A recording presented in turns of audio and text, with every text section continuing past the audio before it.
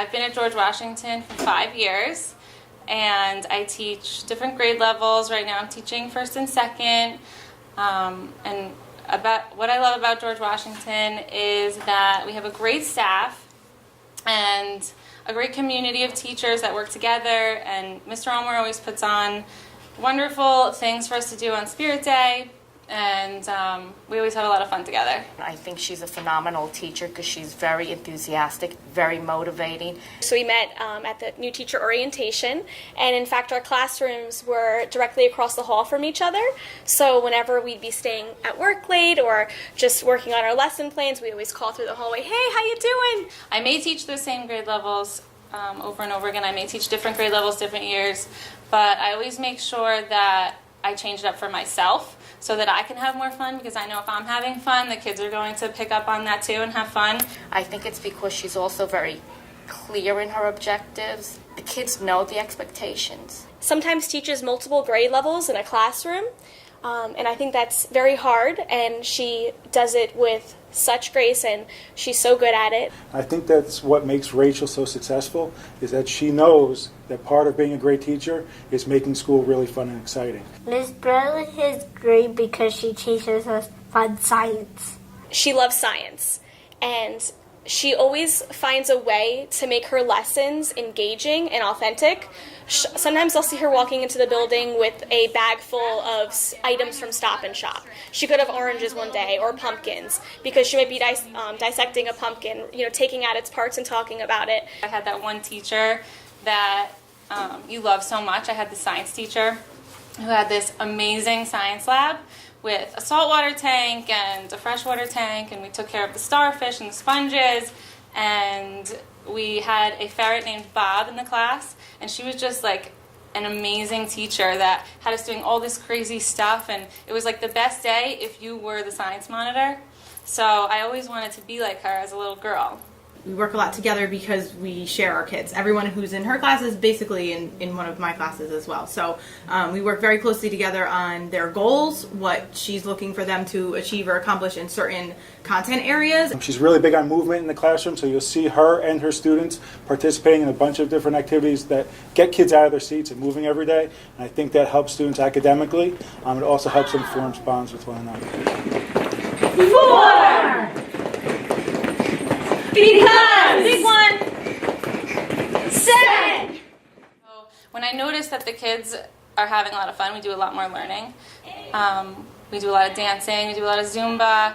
We use our movements to count by twos, and the kids seem to respond to it. And I just see that the kids have a lot of success when we're all just being ourselves. One of the things we always talk about here at George Washington is our keys to success, and they're getting to really know our students, being willing to be great, and communicating. And I think when you talk about being willing to be great, I think Rachel, in terms of her attitude and her effort, is certainly the epitome of someone who's willing to be great. Well, at the end of every year, I like to do a unit for nonfiction. The kids always have to write a book, and I like to put their interest into it. And I noticed the kids are really interested in like police and fire.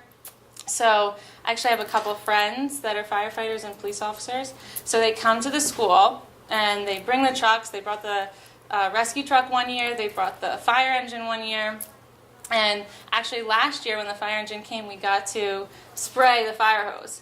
So I've never done that before either. So I had fun. They had fun. We were like all screaming. Some of the kids were like, I want to be a firefighter now. So it's just a lot of fun. That was really cool.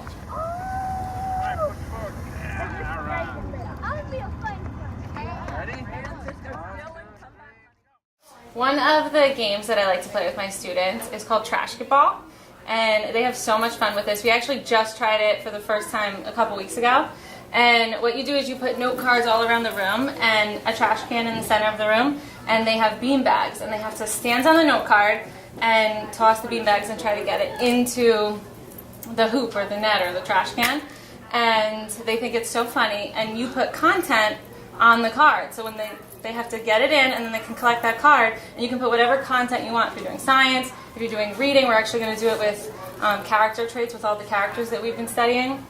And they don't even realize how much they're learning while they are moving and playing and having so much fun. She looks for their hidden talents and she looks for what they're really good at, and then she takes that and she makes that into learning and into education. They come in knowing that there's certainly a structured plan in place, but there's going to be something fun and engaging that's going to happen. That's something they probably haven't done before. And she helps them find the love for learning and be so passionate about it themselves. She's always willing to go kind of that extra mile to make sure every single student that she works with is as successful as he or she can be. And I remember her saying, I have this thing, it's called Go Noodle. I think Kevin's going to think it's crazy because the kids have to get up and dance around, but it really works and it gives them a break and then they can focus again. And she did it and I saw it and I was like, oh my God, this really works. Miss Bradley's class is fun because we do Go Noodle. You like dance in it. Go Noodle is the best thing in the world. Spell it out, B-R-R-R-R-R-R-R-R-R-R-R. What's that spell? Burr.